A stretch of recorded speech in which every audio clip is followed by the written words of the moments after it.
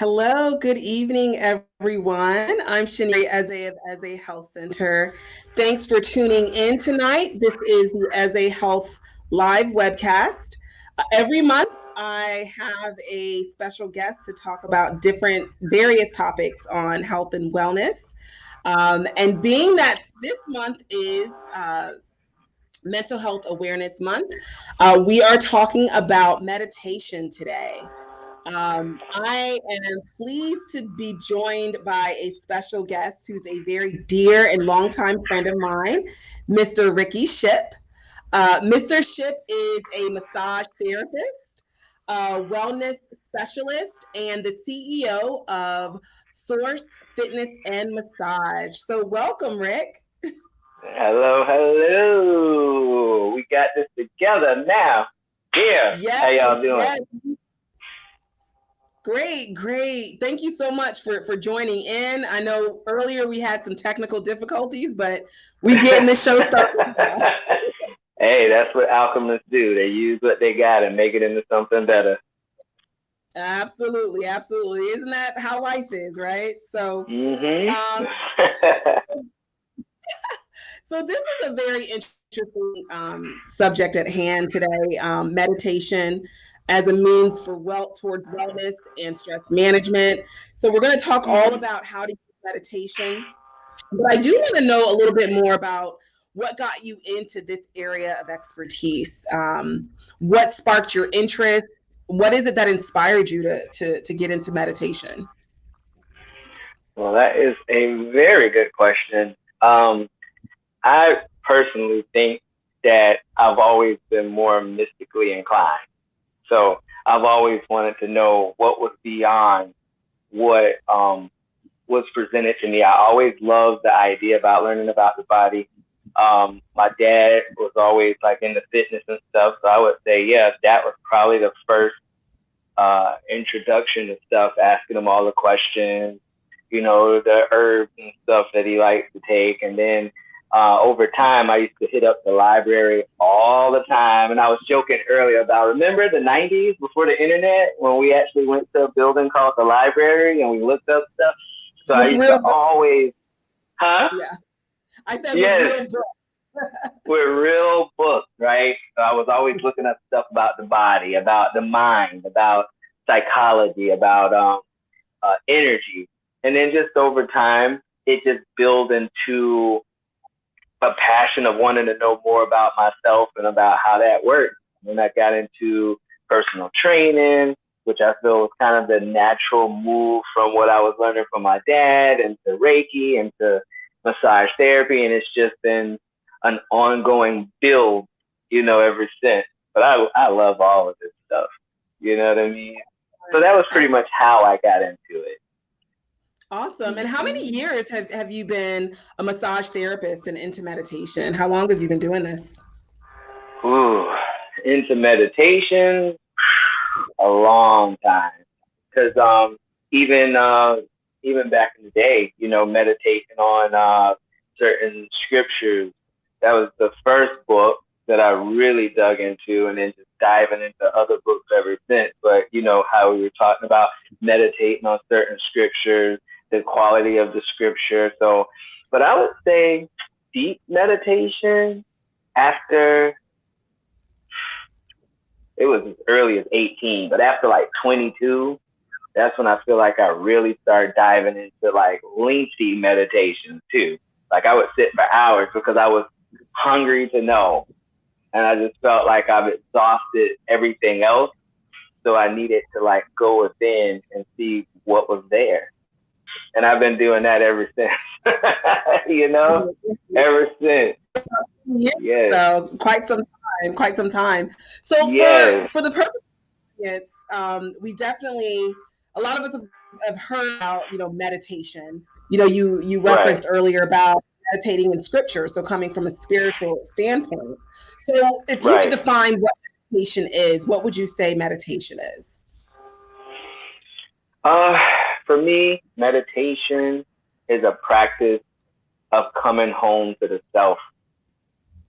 It's the practice of finding, not even finding, listening to your own voice.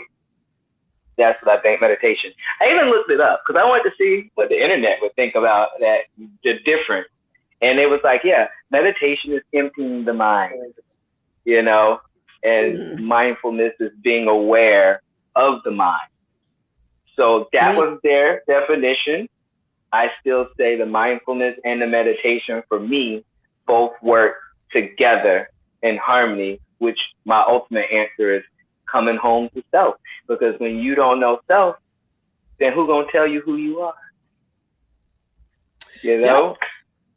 That is a very succinct and I think sensible definition of it, because I think a lot of times people have this assumption of what meditation is like you have to be in a yoga pose and humming chimes in the background, and it really yeah, I mean that's what people kind of visualize meditation as this entire kind of ritual. And stating is that it doesn't necessarily need to be that. It could just be kind of a sense of stillness, a sense of calm, a sense of coming to self, you say, and being mindful of kind of where your mind goes, especially, the average person. We got to go to work. We have kids. We have commitments from day to day. Right. It's easy for our mind to be so divided amongst so many different things. So to actually kind of dial that back and calm down and, refocus is really kind of at the root of what meditation's all about. Would you say that? Yes. Oh, yeah. It's so funny. I mean, I think it's pretty much still on subject, but it reminds me of the story of like Humpty Dumpty. Humpty Dumpty, well, something like was on the wall. Humpty Dumpty had a great fall. All the king's horses and all the king's men couldn't put Humpty together again because it wasn't their job. Because we've all been Humpty. We've all been Humpty Dumpty. And so what happens is I feel like our human psychology, even living in this world, has fragmented us into a bunch of different pieces, into a bunch of different selves that we keep trying to keep up. When we're over here, we're this self. And when we go to church, we're this self. And when we're over here with our friends, we're this self. So we have so many pieces that all the psychiatrists, all the different people trying to put you together, they may help, but they couldn't put Humpty together again. So then coming back to that meditation, it's the way to take all the fragmented parts of self to make them whole. Your darkness and your light. I like that analogy. Yeah, I like that analogy. You're exactly right. We do tend to be very fragmented in the many roles that we have in life, and even the different things that kind of bring stress to us. So really understanding what is going to make us whole, what is going to make us complete.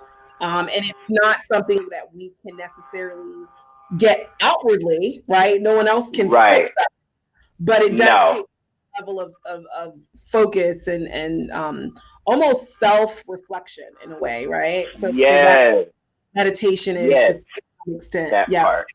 Yeah. Oh, and I want to say in that example, it's not that the king's horses and the king's men weren't valuable, because it also takes family.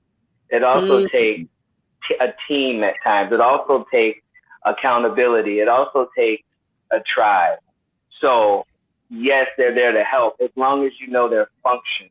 See, sometimes even as the people trying to help the people, they think their function is to save them, to fix them. That's not your function. Yeah. Your function is to be fully you, showing up to be fully you to them, to allow them the freedom to be fully themselves, so you can help in the mending process. That's why we're here today. No man's an island, but at the same time, you came here by yourself. You're going to leave here by yourself. So know yourself and know they're not here to save you, just to help you. So as long as everyone knows what the proper channels and the boundaries are, there can be more of a healing. You know what I'm saying? And when that, and it's funny because I want to tell everybody, I haven't completely unfragmented myself. This is a journey of 1,000 miles begins with one step. It's just that in meditation, I become aware of how fragmented my mind has been, then I can become more aware of the fragments in others when I meet them. You see what I'm saying? So first you, then out here, as within, so without. I know. Absolutely. We both got to take it. Yeah. You said a whole word there, because you're exactly right. It really does take, it's kind of like a process in which we are coming better to know ourselves, what we value, Right. so who we are as individuals. So it does start with self-reflection, meditation, refocusing, and mindfulness to some extent. So, again, we're coming from meditation from the standpoint of stress reduction and wellness, like how we actually use this idea of meditation to actually improve our overall health, specifically our mental and emotional state. And then there's, understanding kind of the many different roles that meditation can take. We're isolating those particular areas. So there's different types of meditation. For instance, there's guided meditation. There's self kind of, I don't want to use the word self-inflicted meditation, but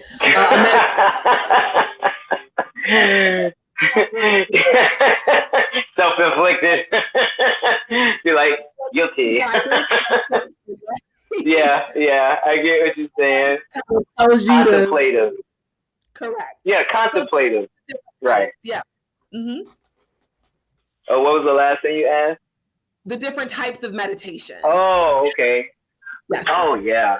I love that question too, because I've tried different types of meditation. And I even give advice for certain people based on me being observant of my own mind and how it works. So I'm able to help other people. So, for instance, you have, I'll tell you my favorite one.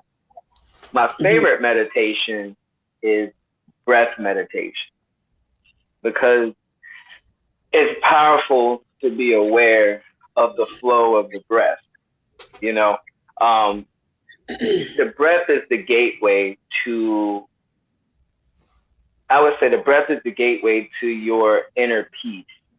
It's like the bridge. The breath also moves the prana, the chi, the spirit. There's different names for it, but the energy force that moves through your body is moved through the breath. Through breathing, you also release over 70% of the body's toxins just from breathing, just from the lungs, expelling. You see what I'm saying? Breathing also moves the energy through the body, so that when there's blocks in the body, including the mind, it can help move the mind. So I like breath meditation, because to me, that's the one that comes home to your spiritual body. Being able to eventually come to a place of a slight detachment, in a sense, where you recognize you despite all the stuff that's been programmed into you. It's where you get to separate you from the program of you, and then eventually bring those two together and realize you're whole. That is more of if I'm already calm. If my mind is moving a lot, I don't do breath meditation, because it's pointless. Because I tried to sit there and I'm just going to breathe, right? But then, like, you're all in your mind and all of these things are firing off. So for that, I do use a mantra or use an affirmation. So affirmative meditation or affirmative prayer, because every thought is a prayer. Affirmative meditation is when you take something. I'll just use a simple example where you're like, I am peace, or I am the peace that resides here now, right? Your mind already wants to chew on something, so give it something to chew on. That's why I say the mantra and the affirmation one for the active mind is more key, because if your mind's already doing something, it's already like, okay, don't fight the flow. Then give it something to eat. Because you're either going to give it something positive to eat or you're going to give it something negative to eat. And we're always meditating, whether you realize it or not. We're always thinking on something. You know what I mean?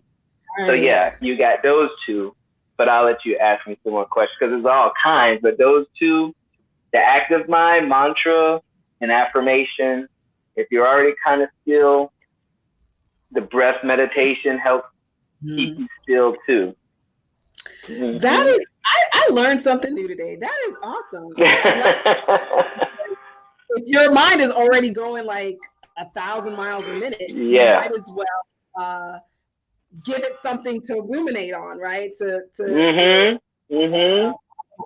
So understanding that there's different types of meditation based on different almost kind of situations or the state of your mind at any given point. Right. So you don't necessarily need to do the breath meditation every time you try to meditate. No. The mantra or the affirmation type meditation. So I really walking like meditation. I like walking meditation too. Yeah. Right. Is that walking in nature? The walking meditation is, what's that about? So with walking meditation, I love it. It can be done in different ways too. The Qigong kind of style is you walk slow. Well, I can't demonstrate that. I probably shouldn't have done that, but it's the way you carry your arms when you're walking and you're moving your arm like this while you're walking slow. So you start to actually pick up energy and move it through your body as you're moving. That's just an idea. But what I do is I go outside in the morning, go for a walk. I might start my day with an intention. I always say it's good to start your day with an intention because how you start your day is usually how you end your day. So I typically don't like talking to people first thing in the morning until I've actually spent time with myself. You know what I mean? And then I'll go in nature, go for a nice walk, take a couple of deep breaths, and just observe, just walk and breathe and just be. I find breath meditation is good for walking too, because you already need the oxygen to walk. You're already in the motion of like breathing, especially if you walk with a certain pace. You're already like picking up the pace and breathing. So I'll take that and then I'll slow it down. I'll purposely walk while I'm walking and see how I can control the breath. So I practice just seeing how I can control the energy flowing through my body. So that's a meditative technique too. And it's grounding. Yeah, it's very grounding to walk. And after my walk, sometimes, not all the time, not act like I be doing this all the time, but sometimes I'll take off my shoes and stand in the grass just for a couple of minutes. I know you're probably thinking I'm ants, because I be thinking that too. But you know, when you're in a really good zone and if you're in a good little space, just take off your shoes, put your feet on the ground. And I can't explain to you the science behind it, but there is a science to it where to help ground you. And because most of your nerve endings are in your hands and in your feet, that if you take care of your hands and feet even, you can affect the whole body there too. Absolutely. You know? So that's interesting. So really trying to, figure out which one is the best fit for you at any given moment. Kind of what state of mind you're in will determine kind of the best meditation style to go for. So So we talked about like what meditation is, the different techniques of meditation. So, the average person may be like, why do I need to meditate? Is this something that I even need to do? What are the health benefits of it? Like, what is it? What does it really do? It can help you by slowing down your breath, you slow down your heart rate, you slow down the processes of the mind, you bring the body into homeostasis, which is something the body is always trying to get back to. Your body is always trying to get back to balance. And that's what's so funny about everything is that in the midst of everything we're doing, guess what the body is trying to do? Bring you back to balance. And then some of us go so much, the only balance we get is when we go to sleep at night because we're busy. But when you're always busy, you don't have time to get to know yourself. Right. Then you're just run around by everybody's opinions and what they want from you rather than coming home to yourself and be like, well, what do I want today? What do I need today? How do I feel today? Do I have the energy to be doing 10 things today? And if it's not necessary, then something's got to get clipped. Because at the end of the day, it has to come back to you being okay with you and you taking care of you. It's that work-life balance. So, with that coming back to homeostasis and slowing down the heart rate, slowing down the brain patterns, when you bring your body into peace and homeostasis, you actually heal better. You heal faster.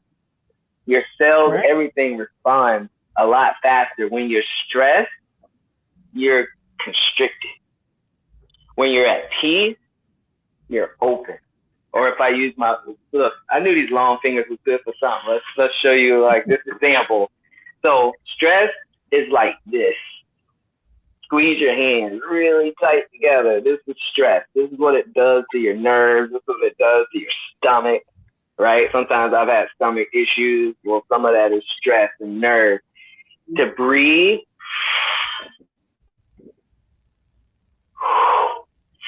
and as you open up, you become open. This is healing. Peace is health. You know what I mean? Health is wealth. Constriction, fear, guilt, shame, all the stuff we love in this country sometimes. Anyway, hold on, my earpiece coming off. Hold on. All of that stuff constricts you, and then you're not able to see your next step. Because when you're in fear, it's hard to see the next step. It literally closes your vision down.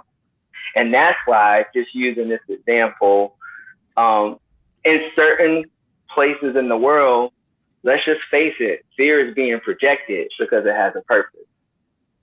If you shut down the mind, you can't think for self. You put yourself in a box. But when you're open and expansive, where's the box? So it helps in a lot of ways of just the peace in your heart, the peace in your mind, the peace in your body. You make better decisions. It helps with your blood pressure. If you have blood pressure problems, it helps with that. Overall, it's just good for everything to me. It's the one thing.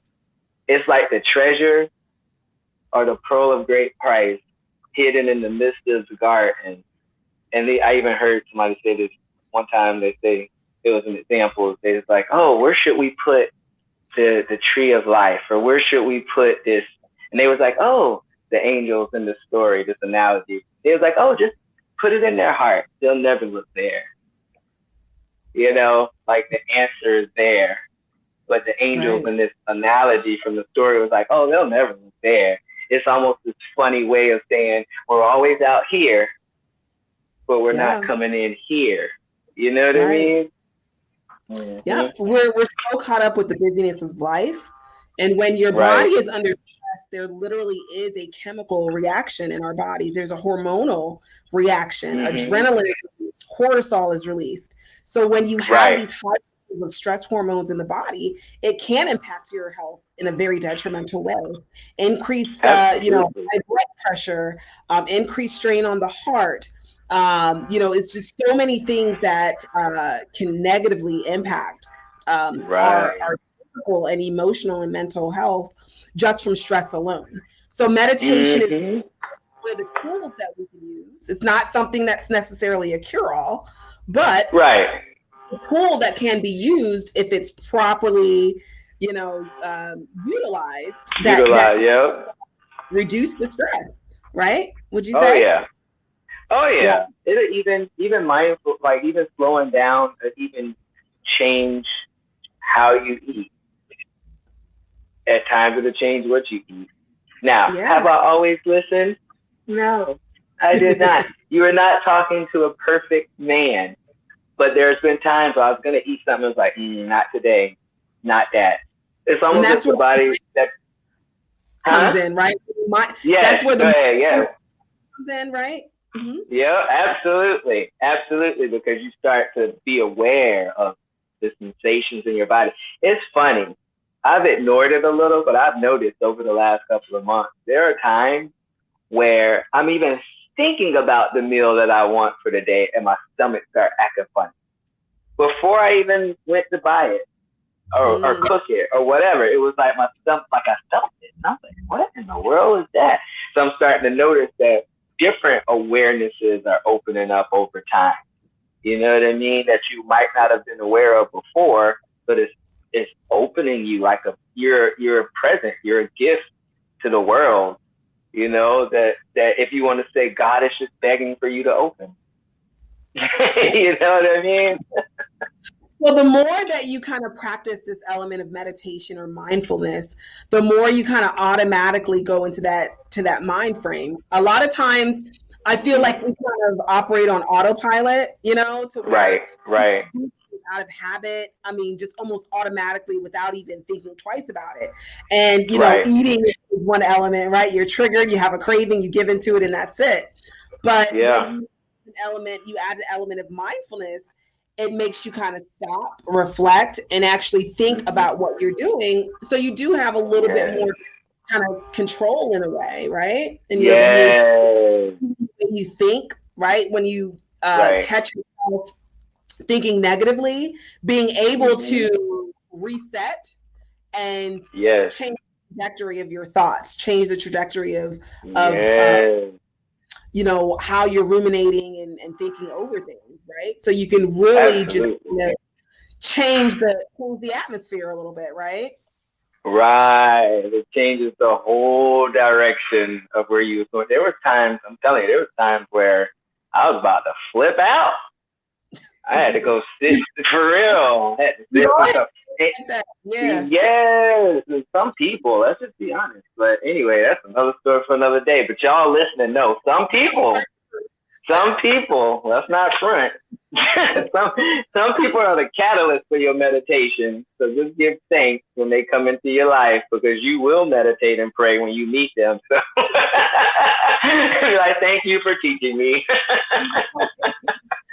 But yeah, way we got to practice it sometimes, right? Yes. And you know what's also cool? Mindfulness also helps you in your career.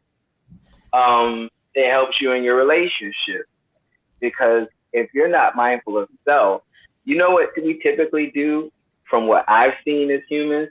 Project. We're so good at it. We project. And it's everybody's fault but our own. And that's not true. So mindfulness helps you to stay in a relationship. Okay, where am I in this relationship? Where's my mental? How did I contribute to this relationship? Say if it was a breakup or something, where was my part? Where was my mindset? Even sitting with it after a breakup and allowing yourself to feel it, because you can't heal what you can't feel. Being super busy helps you to not feel and cut you off from the body.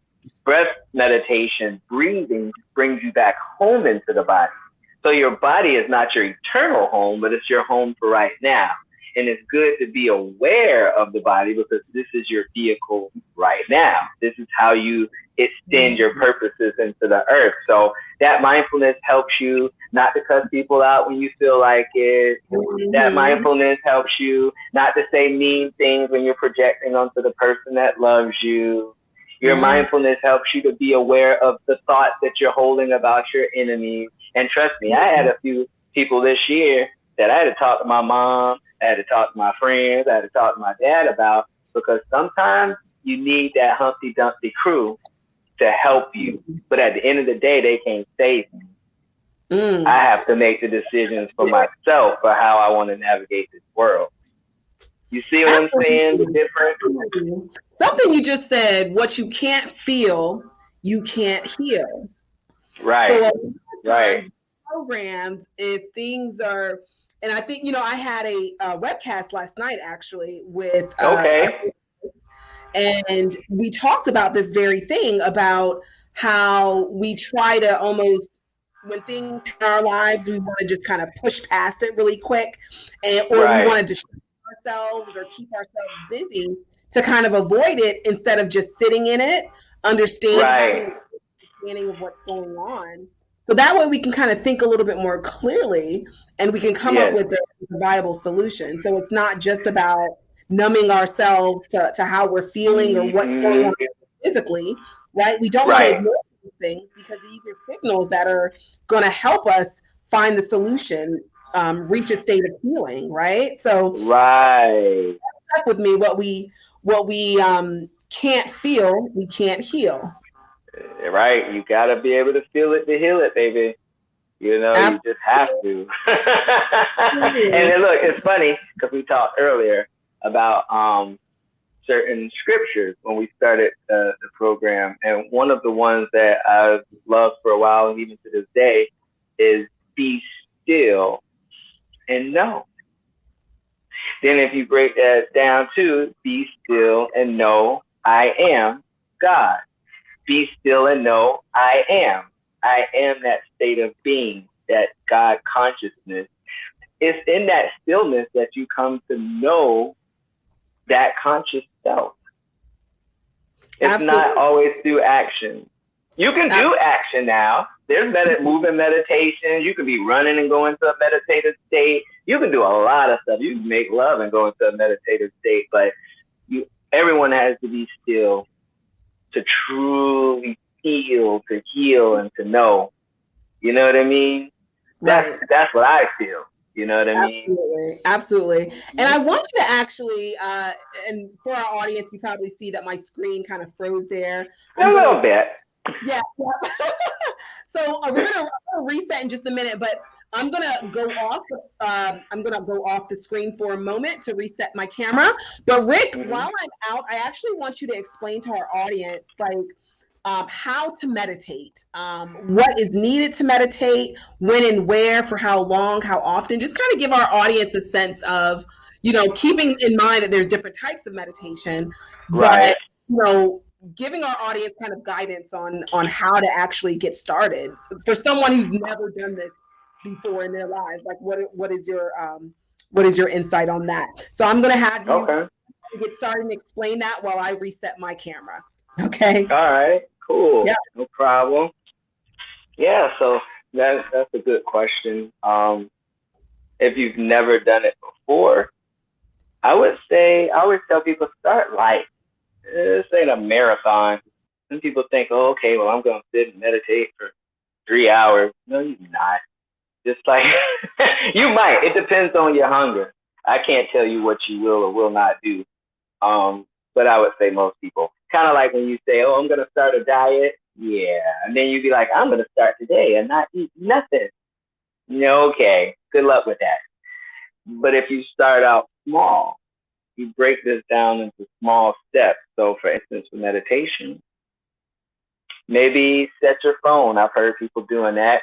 Set your phone for like a minute or so, 3 minutes, 3 to 5 minutes at a time, and have it go off every hour, every other hour, just to take time to remind yourself to just be still. You could be at a park, you could be on break, while you're at work, just sitting with yourself, just breathing and relaxing, just being.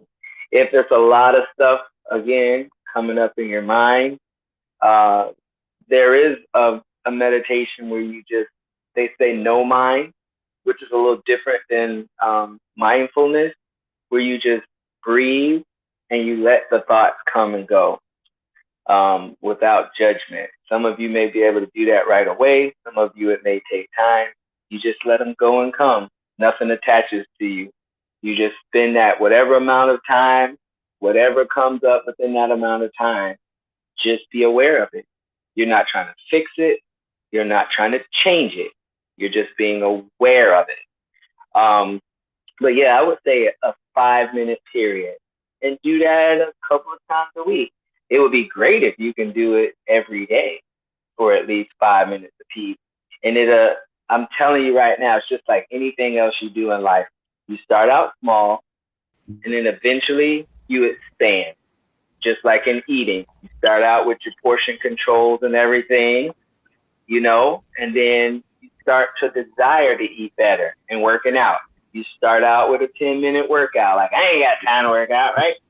After a while, that 10 minutes, you want to go more. All of a sudden, what was discipline becomes desire. Now, all of a sudden, you're working out 20 minutes, 25 minutes.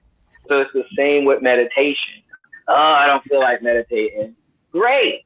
I love when people say all this stuff because this is all the stuff I said to me. I ain't doing that. That stuff don't work. All that positivity and blah, blah, blah. Great. Have that attitude. Now go sit down. Go sit down and be with yourself and discipline yourself for 5 minutes. I don't care if you feel like in 3 weeks ain't nothing happening. I promise you this, though. There's always something happening. There's never a moment of any spiritual discipline that you're doing where nothing is happening. You may not think it's happening, but you're moving some stuff. You're already changing and you don't even know it. You know who find out when you're changing before you? The people around you. The people around you can always tell that you're changing, even if you don't see it. You know what I mean? So I just want to encourage people that whether 1 minute, 3 minutes, 5 minutes, whether it's 5 hours, if you want to get to that place, but the more you expand your consciousness, the more expansive you become. Absolutely. So it's all about taking those small steps and doing little things at a time, and then over time it'll expand, and then over time it becomes a habit and just something that you do. So it's kind of start small. Now, is there a wrong way to meditate?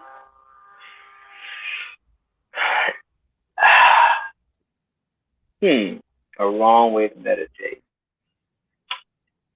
Offhand, I'm going to say no.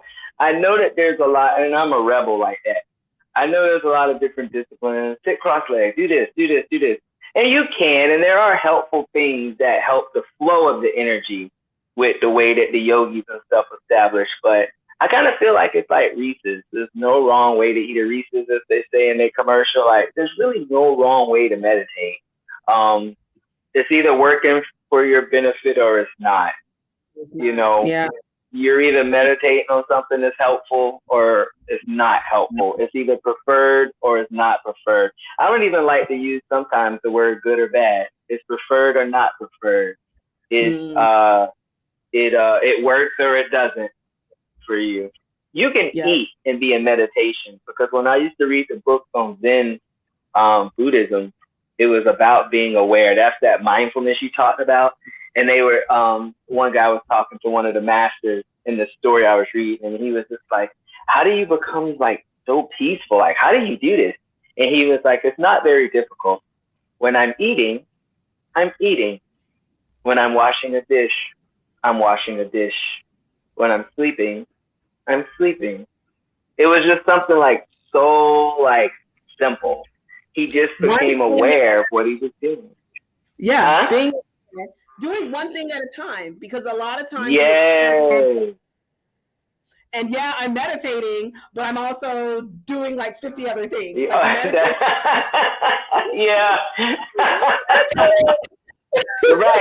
Right. It's almost like all meditation will work, but some are more effective. You see what I'm saying? So if you are like task, oriented, like you got a bunch of stuff going on, okay, maybe you had a little meditation and there's still something in it for you, but maybe it's not as effective because your mind is in 30 different places. That's why I think at least once, and even my Muslim brothers and sisters pray 3 times a day as a discipline. You know what I mean? So at least once, 3 times a day, sit with yourself. And it'll be nice if you go to a meditation class with other people. Sometimes it helps to train yourself by being around people who are doing what it is that you're trying to do or that you have a desire to do, because you immediately go into that same energy. Like when you hit a what you call a tuning fork, and you put that tuning fork up to the other fork, it resonates together. It matches the frequency. You know what I mean? So sometimes even being around people that are where you want to be helps you to match the energy. So that's another thing. That goes into a whole other thing. That gets into mind magic. That's another podcast. Hey, we can do a part 2 and a part 3 on this, because right. I hope I answered that. I was around for a minute. Huh? I said I've definitely learned a lot so far from what you're telling me. This is great. Very helpful. So yeah, Yeah. this was kind of just an intro to meditation for those who are interested in finding out more. Thank you so much, Rick, for taking the time to speak with us today about using meditation towards wellness. So, how can people get in touch with you? I understand you're on Instagram, you're on Facebook. If someone wanted to, for instance, kind of learn more about how to do meditation or other, disciplines of health and wellness, is there a way they can reach out to you? Absolutely, absolutely. You can find me on Instagram at Source Fitness and Massage. Source Fitness and Massage. Yeah, and I have smoothie recipes and a lot of writings of like what I write about, what I do. You can book a massage with me. I also am a Reiki master. So you can ask me about Reiki if that's something you want to do, Reiki massage combos. You can also find me on Facebook at Source Fitness and Massage, Source Fitness and Massage on Facebook. And those are the only platforms that I'm on so far. But if you need me, just send me IM or something, and I'll definitely get back with you, whatever the question is. And whatever I don't know the answer to, I'm not going to pretend I do. So I'll go look it up, and then I'll get back with you. So yeah, I look forward to hearing from y'all. Mm-hmm. Absolutely. Thank you so much, Rick, for your time. Thank I you, want to Sherry. do a part two, or even a part three on meditation because it's such a fascinating subject and there's so much to talk about in regards to this. So I'm hoping that I can definitely welcome you back to the show at some time. Oh, that would be awesome. And it's been an honor and a pleasure, Sherry, for Doctor. Yes, I love calling you that. For allowing me to come onto your show and speak my mind, share some things with your audience. And I appreciate you and I appreciate everybody that came out to listen tonight. So good on Absolutely. y'all.